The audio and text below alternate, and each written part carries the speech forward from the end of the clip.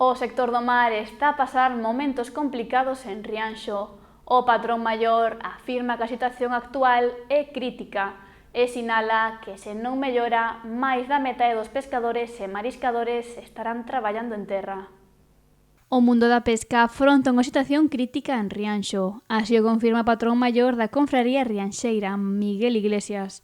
A campaña de libre marisqueo foi das peores que se recordan no lugar, e a campaña marisqueira que se iniciou este mes non se espera moi boa. Con 2 anos máis quedamos a mitad dos que quedamos agora.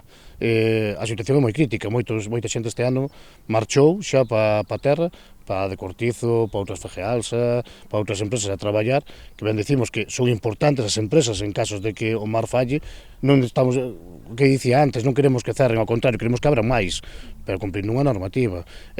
Por este motivo, porque é importante que cando falla o mar a xente está aquí buscar puestos de traballo a outros sitios. Aquí 2 anos, 3 anos máis, eu penso que un 80 ou 90% da xente estamos traballando en terra todos. Iglesias afirma que é algo que ven e que se vai sucedendo co paso do tempo. As embarcacións que había amarradas antes no mar baixaron á mitad. Agora a maioría das embarcacións están todas en terra xa. Leváronos porque saben que non van volver hasta que se abra a campaña do marisqueo nosa e non volverán todas, volverá a mitad das que están en terra incluso.